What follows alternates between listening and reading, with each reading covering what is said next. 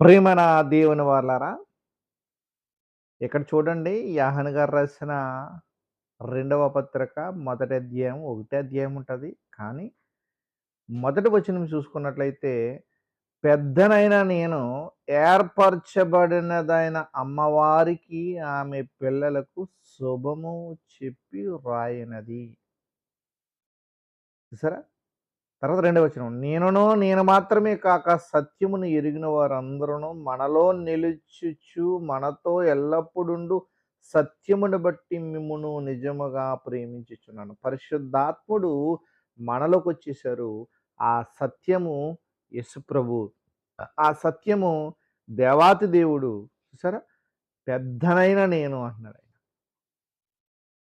ఇది బాగా మనం అర్థం చేసుకొని ప్రభుని బాగా స్తుతించాలి, మహిమపరచాలి.